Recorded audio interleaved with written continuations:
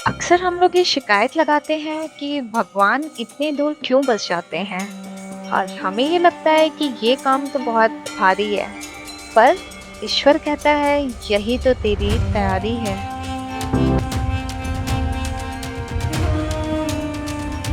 खैर, अब बारी थी इस यात्रा के पहले धाम के दर्शन की।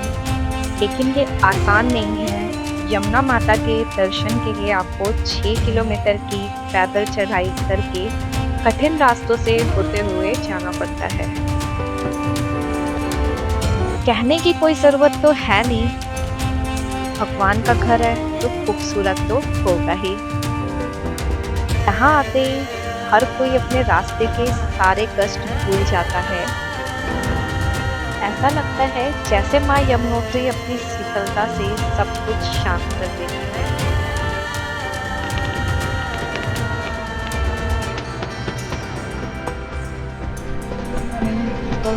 ये और अभी बज रही है 5:20 अप्रॉक्स और अभी टाइम और आज हम करने वाले हैं यमुनोत्री ट्रैकिंग जिसका बेस कैंप है जानकी चट्टी। रात को भयंकर वाली बारिश हो रही थी, बट थैंक गॉड अभी मौसम अच्छा है तो अभी हम ट्रैक कंटिन्यू कर सकते हैं। तो चलिए अभी निकलते हैं बिल्कुल तैयारी के साथ। और ऊपर जहाँ मुझे लग रहा है हल्के हल्के बादल भी साफ हो रहे हैं। सुबह के 5:40 हो रहे हैं और ये जो पॉइंट आप देख रहे हैं यहाँ से आपको घोड़े मिल जाते हैं। और ये जो मेरे आगे पॉइंट दिख रहे हैं ये है जानकी चट्टी, जहाँ से ही आपको यमुनोत्री धाम का ट्रैक स्टार्ट करना होता है। तो चलिए शुरू करते हैं इस ट्रैक को। अभी बज रहे 6 और ये ट्रैक हमने स्टार्ट कर दिया है। तो बारिश कम हुई है, ये यमुना धारा तो जहाँ जानकी चट्टी से हमने स्टार्ट किया था ट्रैक, अभी 4.5 किलोमीटर्स और बचे हैं।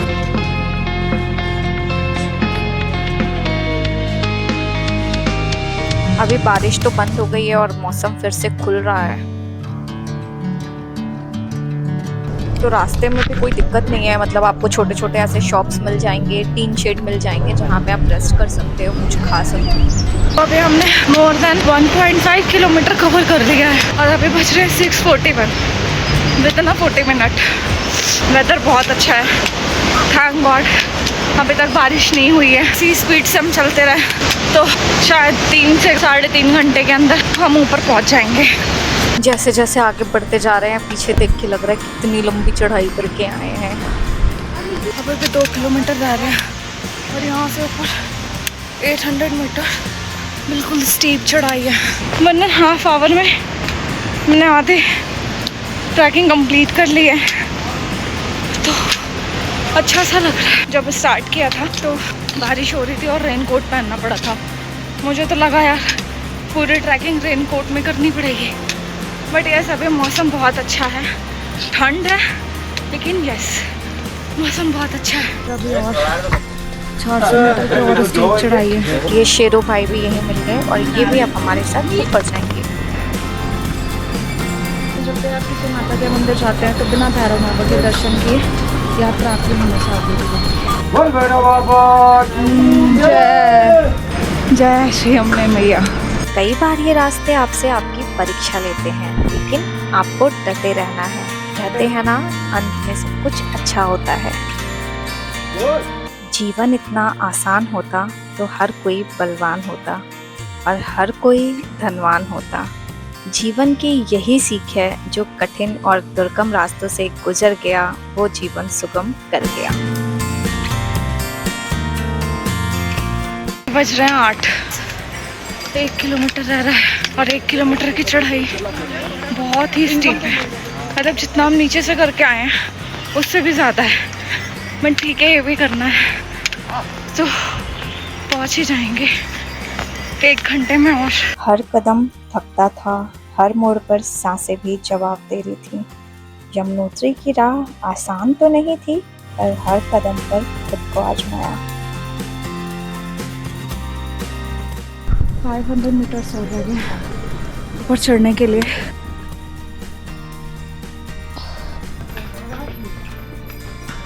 ये नीचे से आ रहा है साथ में। आप जब यहाँ पे आएंगे ना तो आपको बीच के रास्ते में छोटे छोटे वाटरफॉल्स मिलते ही रहेंगे। वैसे रास्ता कठिन तो है, लेकिन रास्ते में दिखने वाले ये सुंदर सुंदर नज़ारे आपके मन को शांत करते रहेंगे और आप बस अपने ही मगन में चलते रहोगे और आपको धीरे धीरे नदियां एक गहरी घाटी में गिरती हुई दिखाई देती रहेंगी।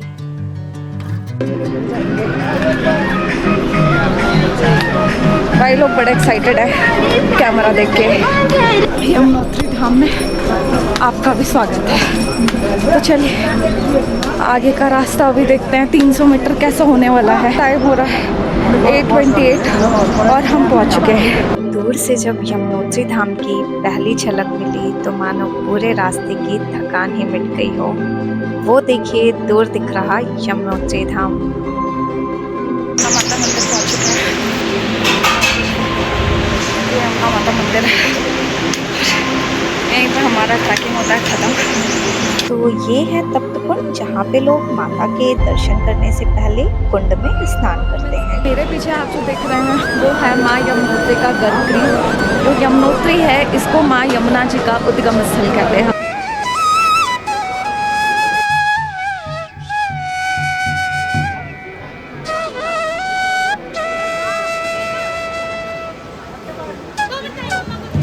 तो ये सामने स्थापित है सूर्य भगवान की प्रतिमा और इसी के जस्ट बगल में है सूर्य कुंड। जहाँ की मान्यता ये है कि इसके गर्म जल में चावल बनाकर देवी यमुना को प्रसाद के रूप में चढ़ाया जाता है।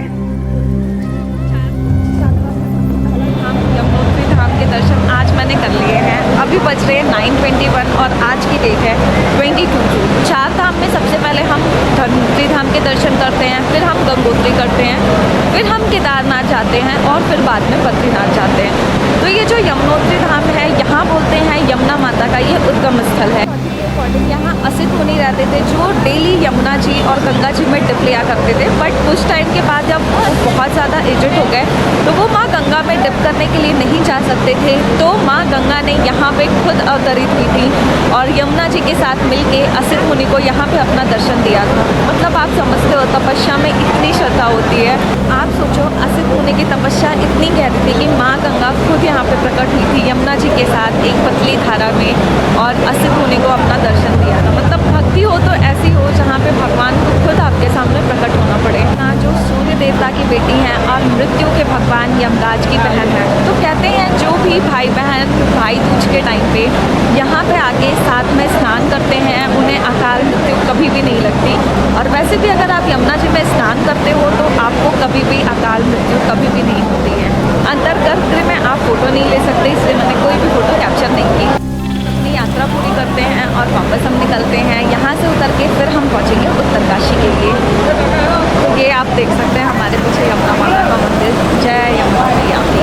इस बहते हुए जल में सिर्फ धारा नहीं बल्कि सदियों की आस्था भी बहती है। ये वही स्थान है जहाँ विश्वास जन्म लेता है।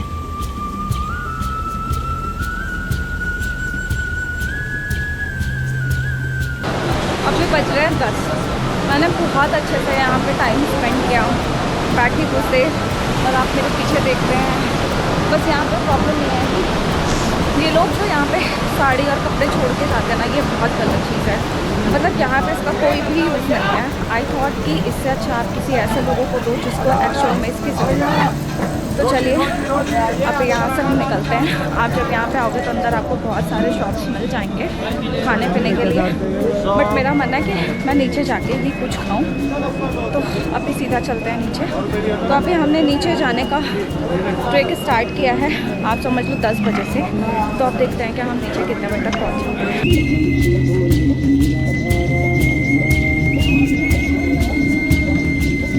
अभी एग्जैक्ट 10 बज रहा है और अब हम चलते हैं नीचे की तरफ। तो नीचे जाने में आई थिंक 1.5 आवर लगेगा। जो चढ़ाई में इम्तिहान था वो उतरते समय एहसान बना। माँ के दर्शन का वो पल पूरे जीवन का वरदान बना। नीचे हमारे जो दादाजी हैं तो क्या एज है हमारी, हम इतने में हाफ जाते हैं। कुछ लोग हमारी एज के होके भी घोड़े पे जाते हैं और इनको देखो। पहाड़ भी वही थे और रास्ते भी वही थे, बस अब लौटता हुआ मन पहले जैसा नहीं।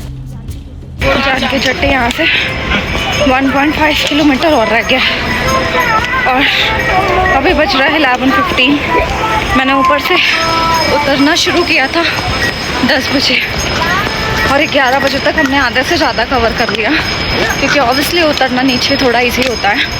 तो अभी 1.5 किलोमीटर और रह रहे हैं। मंदिर का दर्शन करने के बाद मैंने 10 बजे वहाँ से उतरना शुरू किया था और अभी आप देख सकते हो 11:50 हो रहा है और मैं नीचे पहुँच गई हूँ।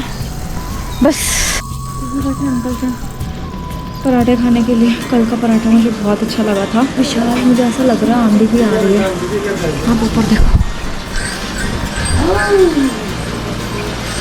और मैं जहाँ पे स्टे की थी वहाँ पे आ गई हूँ। सारा बैग वैग पैक कर लिया है, तो अब यहाँ से निकलते हैं। मेरा मंदिर का भी दर्शन बहुत अच्छे से हो गया था।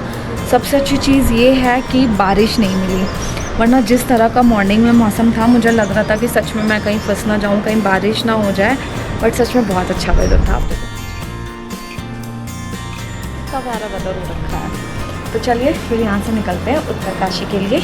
आई थिंक यहाँ से 2 बजे वाली बस जो है वो लास्ट जाती है, तो अभी जाके एक बार चेक करते हैं कि अभी मुझे कौन सी बस मिल जाएगी। मैंने अपना रूम छोड़ दिया, बैग सब लेके। यार पता नहीं क्यों इतना भारी हो गया, जब लाई थी इतना भारी नहीं था, तो पता नहीं क्यों इतना भारी हो गया। तो चलिए अभी चलते हैं उत्तरकाशी की तरफ।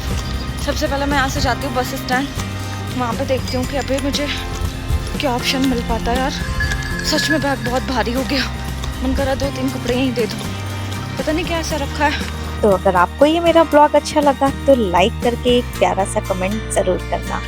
मिलते हैं अगले ब्लॉग में उत्तरकाशी से गंगोत्री के लिए।